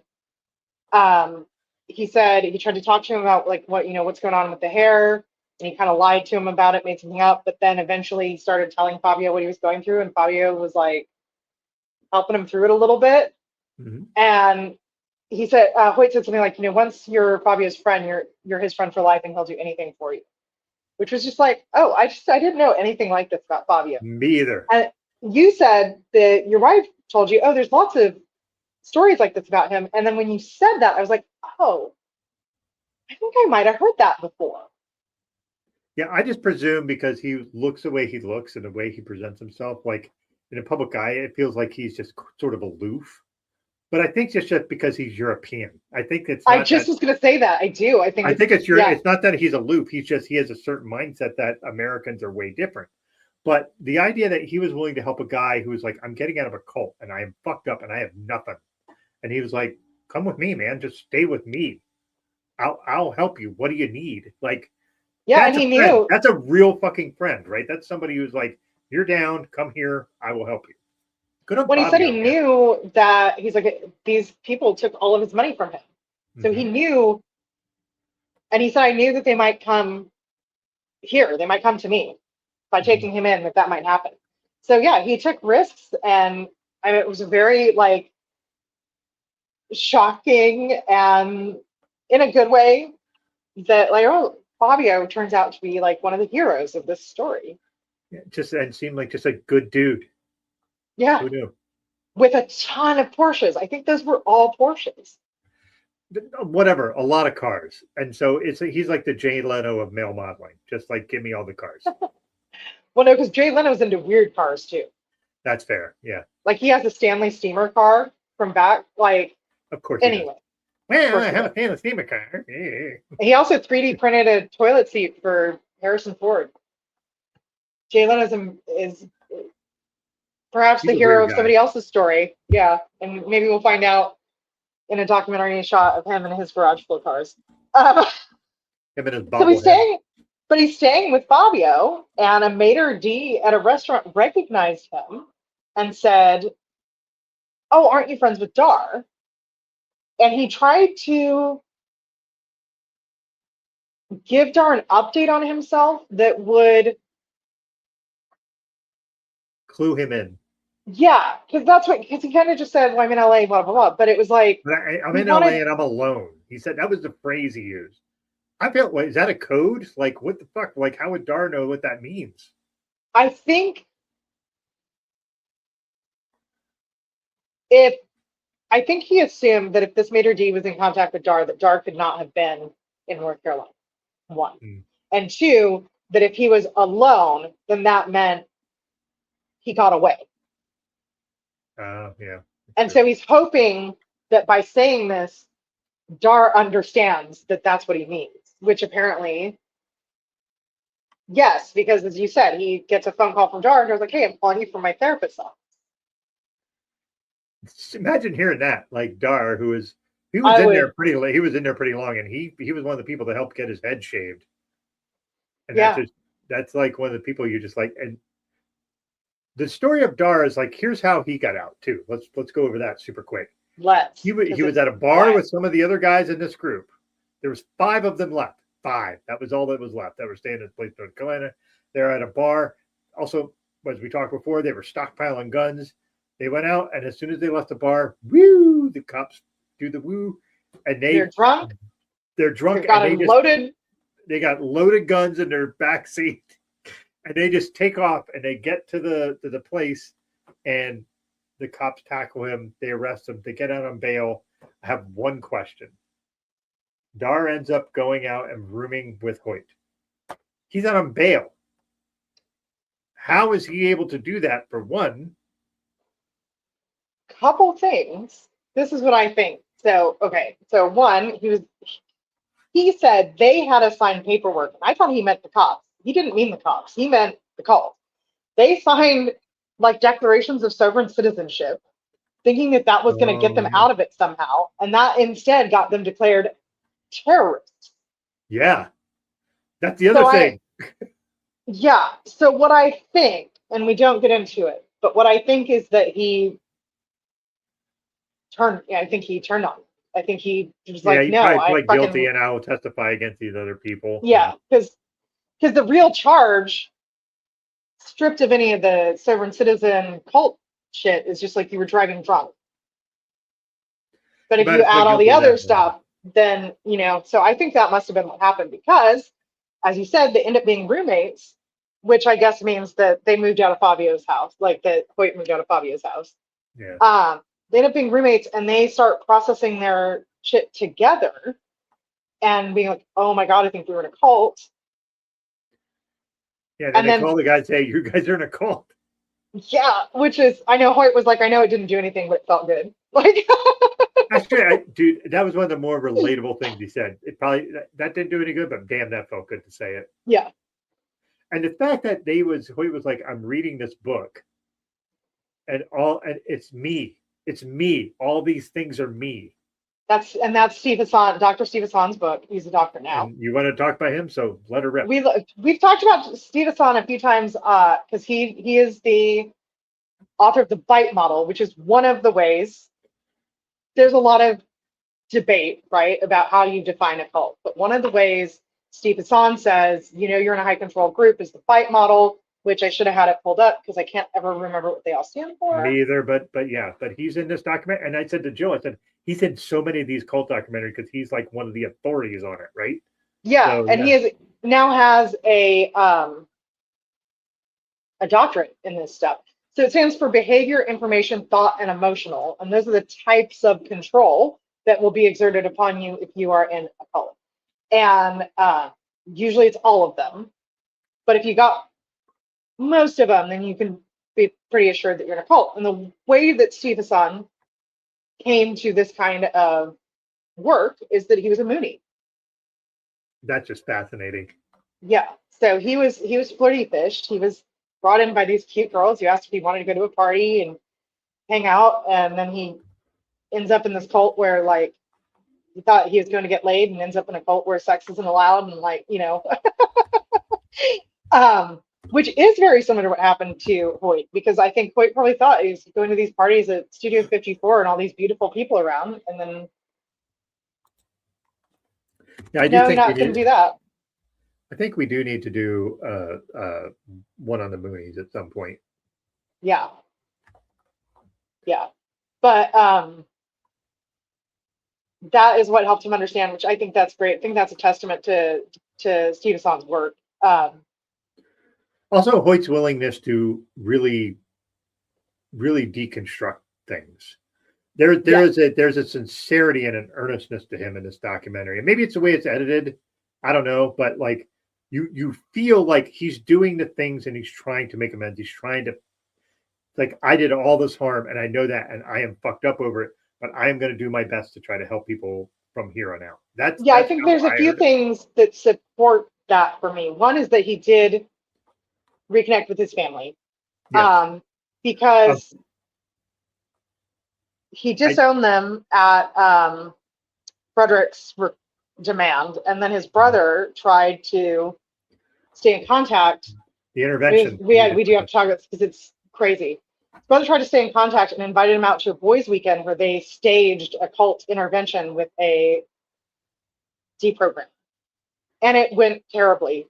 And he left and never spoke to them again. And this is what we know now, right? About practicing cults is that those things never fucking work. In the Yep. rare cases where the person doesn't flee, it's because they use tactics that were as abusive and controlling as the cult tactics. They're kidnapping people, they're holding them under false pretenses, they're manipulating them, and the people are so locked into their belief system that it's like, well, you're my enemy, fuck you. And that is exactly what happened. But what we find out is that his family continued to invite him to every holiday, wedding, baptism, birthday, everything. They tried to stay in contact with him. He returned letters. But I think that's so important because that's what should have been happening. Mm-hmm. And had his brother actually like legitimately done the boys' weekend and they stayed in contact, then it could have ended up being Way a different. totally different. Yeah. So I do want to point that out because it's like his family had the right instinct and then they did the wrong thing because they were influenced by somebody, which granted, we didn't have the information, we didn't know, but we do know now. And so I think it's important to tell those stories so that people don't forget. Yeah. But he did go back and make amends, even with his mother, who he had problems with. You know, that's part of what drove him away. He made amends with his mother, who unfortunately was dying when he came back into their lives. He met his brother's wife and kids, who he'd never met because his brother wasn't even married at the time that he cut them off. He did therapy. And then he became an exit counselor himself. And then what I think is really, really interesting is he married Donna. Yeah, that Or was he's great. engaged to Donna. Sorry, he's engaged to Donna. There's one thing with the making amends to the family, they never mentioned a documentary about his dad. Because his dad wrote him a letter and just was like, I don't know who you are, kind of deal. It was kind of that feel. And his dad was very much like his mom ran the family. That was very apparent. Yeah. And his dad was more of like, I'm just here. I'm going to get along to get along. And I'm just doing what I can. And I'm going to be a dad. And his mom was like, she was the matriarch. And I don't mean the matriarch. It's like, I'm the mom, meaning like she was running shit. Yeah. And with a like an iron fist. yeah. And that's part of the problem is like, if you have a parent who is running shit like an iron fist, it makes it very easy for your kids to be like, fuck that. Like, I am not doing that because you made me feel like shit. And so there's like, it's very easy. And there's things in my life that I can talk to, and it's not my family, but I know people who have dealt with this. It's hard when you're a parent who's like, you will listen to me and you will do what I tell you to. And if you don't, there'll be repercussions. And it felt like that's kind of how his mom was. And now his mom had, what was it, about 6 kids? Yeah. So the thing is, if you're running a house and you have 6 kids, you almost have to be a little bit forceful about things because 6 kids is too many fucking kids. That's too many kids. Stop having that many fucking kids. That's too many kids. You don't need 6 fucking kids. Anyway, side tangent on that.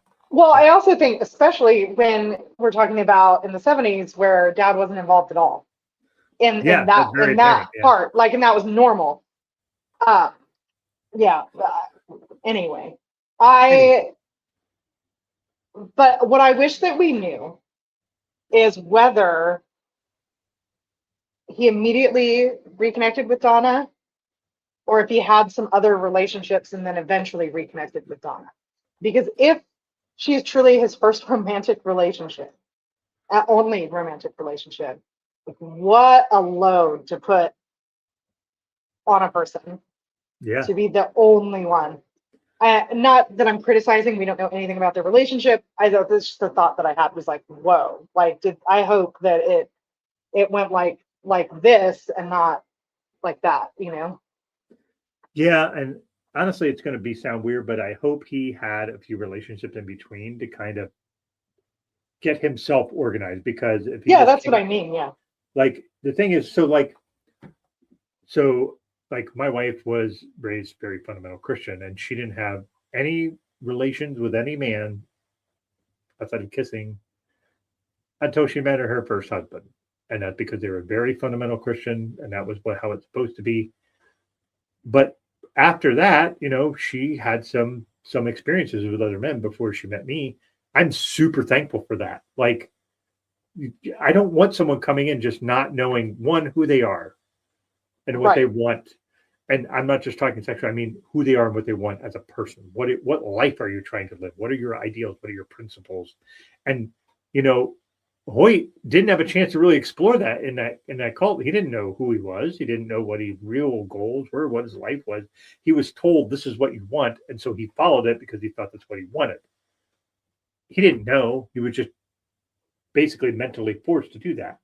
So my Right. hope is that I'm glad that Donna is still in the picture, but I'm it's going to sound weird, but I hope he had a few other things before all that happened, so that Agreed. he could kind of organize his brain. It's like, okay, that's not what I want. I remember just being with Donna, and Donna was also not with someone where she could be like, I missed that, and I want to be with him. So good on them that Yeah. being able to reconnect, and that's nice. But it's going to sound weird. I just hope he had a few relationships in between. Yeah. One, I agree, but I also think too, like if she was part of why he started thinking about leaving and the kind of because he said that they wouldn't see each other very often, Mm-hmm. because he was flying all over the world to be a model. Um, I feel like it's just a lot of weight to put on somebody to be like, oh, well, I fell in love with you, and that's why my life changed, and so now I'm coming back to you, and like it kind of, if you don't have a lot of experience with romantic relationships, it becomes very easy to put that person on a pedestal, right? So it's just like a lot of pressure. I feel like if they immediately reconnected and stayed together ever since, it's like the Hollywood love story, the ending everybody wants. But if they went their separate ways for a while and came back together, that's like the real life love Right. story that you actually want. Either way, I hope they're happy. I thought it was really interesting and actually super cool that they at whatever point reconnected and realized like, no, this was really like this was it. Yeah, I'm looking up Hoyt Richards' age because it's kind of I'm really wondering. I think it said it was 78 when he met him when he was 16. Yeah. He's age 64, so he's 64. I wish I looked that good at 55 as that man looks at 64 because he looks really good. Honestly. I mean, he's blessed genetically. We knew that. Yeah, And he that's the didn't, thing is, here's the thing, he didn't do like a lot of alcohol and drugs or anything. He never smoked cigarettes. Like, there were some yeah, benefits. yeah, there were some benefits, but the thing is, though, when you're in your 20s, man, like that's prime time to figure yourself out, Yeah, and he lost that. and he lost all of that. So, like, the thing is, I look at maybe you were blessed with some physical traits that allow you to look that good at 64, but like you also lost 12 or 13 years of your life where you couldn't figure out who you were. Well, I think he lost more than that because I think it was like 2002 when the lawsuit was settled, right? Yeah, yeah. So, So from and 1978 to 2002, he was entangled in one way or another with this organization. yeah, yep. And that just it's the thing that I always come to when we could cover these cults is people who have like lost decades of their life. That's Yeah. just you get one go. You get one go at this. One go. Whether you believe in an afterlife or not, but your fucking regular life, your physical manifestation of life, you get one go. You have no idea how long that is.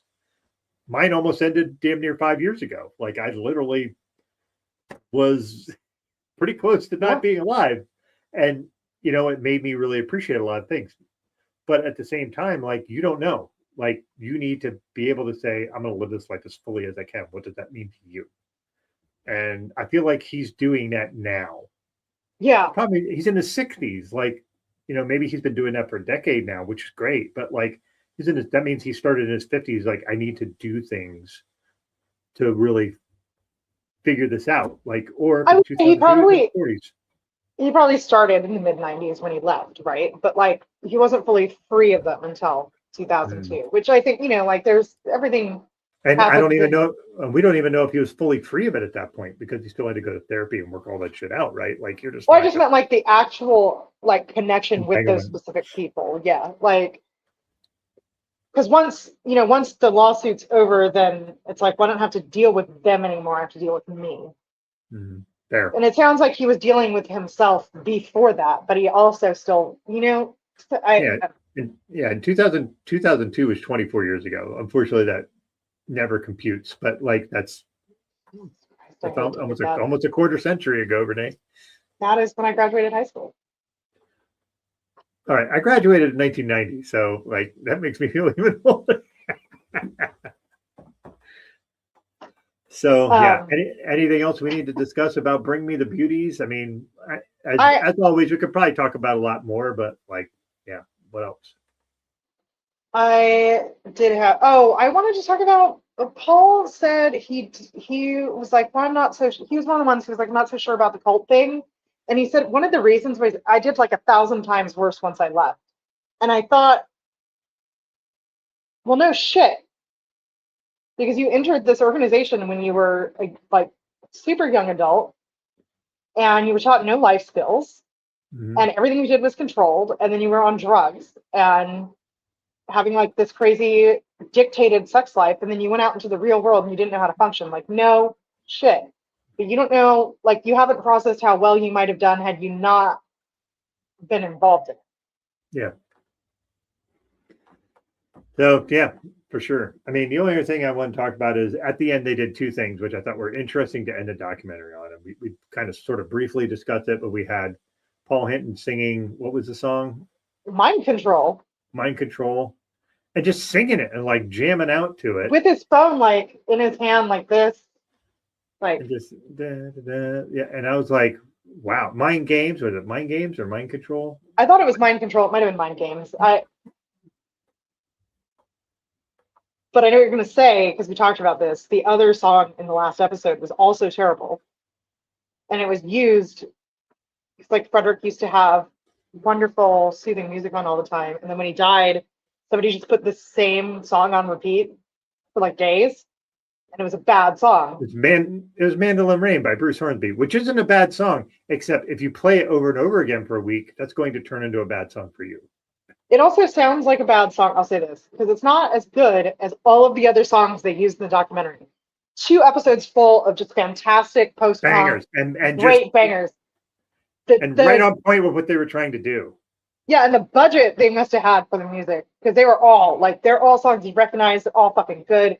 It's like in like Stranger Things, right? Like just like, oh yeah, and then you get to the 3rd episode and it's like, what is this music?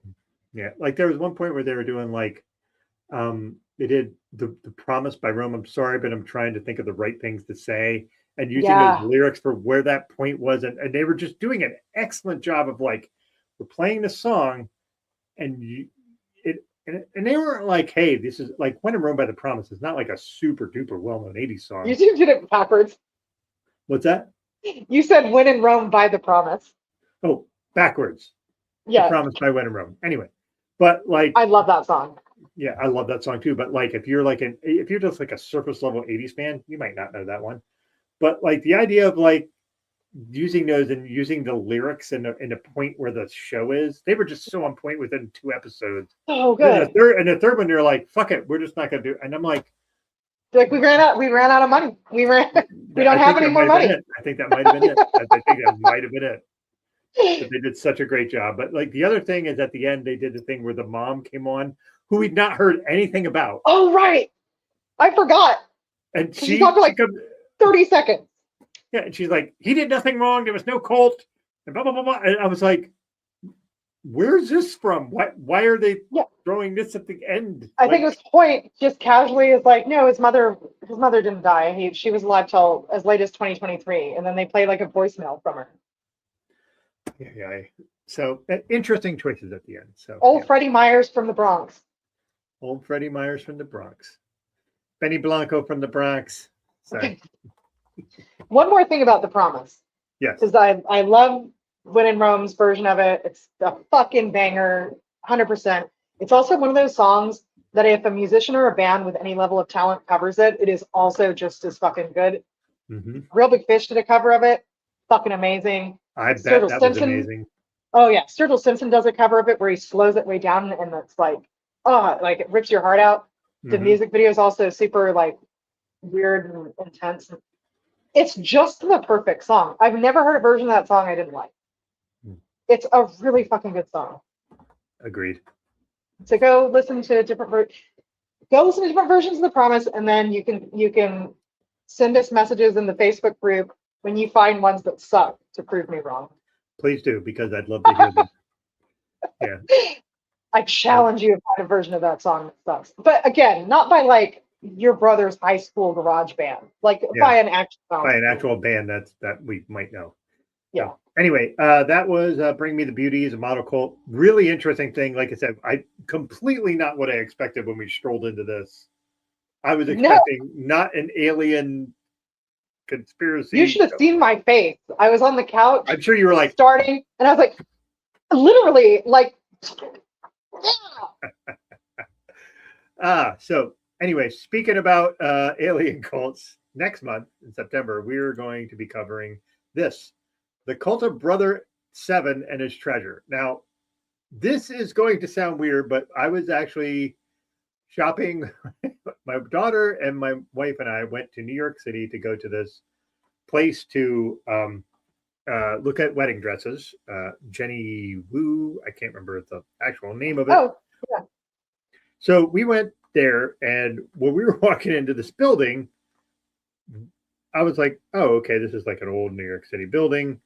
And I strolled past this thing, and I took a picture of it, and I sent it to you, and it was called the Aquarium Foundation, the Church of Tomorrow Here Today, and that was the TM thing. This Cult of Brother Seven, this is them. I just stumbled upon this in New York City, and I was like, okay, this sounds super weird.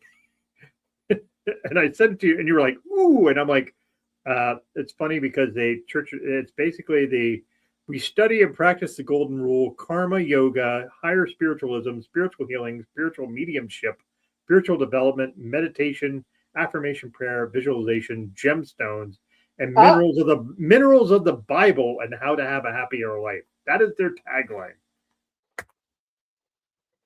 So Not nearly as good looking as this gemstone meditation. No. Alien I'd also like to point out, there is an Expeditions Unknown by Josh, whatever the fuck that guy's name is. God damn it. I sent it to you, and I was like, this guy, he does. I'm not logged into anything. Hold on. Yeah, hold on. I'll look at it. I sent to you.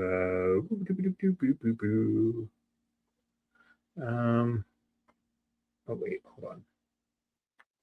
Oh, I sent it in the other group. Sorry, my bad. Apparently, Josh Gates is the guy who did Expedition Unknown. They tried to find a treasure. So this is what we'll be doing next month on September 2nd at 9 p.m. So that will be fun, just because this might be lighter, maybe. I don't know. This one threw me a loop because it wasn't what I expected. But anyway, so it's lighter. Honestly, this one was lighter than I expected it to be in the end. Yeah, but God, yeah, what a ride! Yeah, that was a ride and a half. So as usual, we get some really interesting ones here. So Renee, before we scoot out, anything else before we end the show? Not that I can think of. Yeah, me either. So everybody, thanks for watching. Again, this was previously recorded, so when you watch it, you might make comments. Unfortunately, I won't be able to respond because I will be in Wisconsin, so I won't be able to respond, which is why we're recording this earlier. So I'll be on my couch, but yeah. All right, everybody, take care. Love you all, and we'll see you soon. Cheers.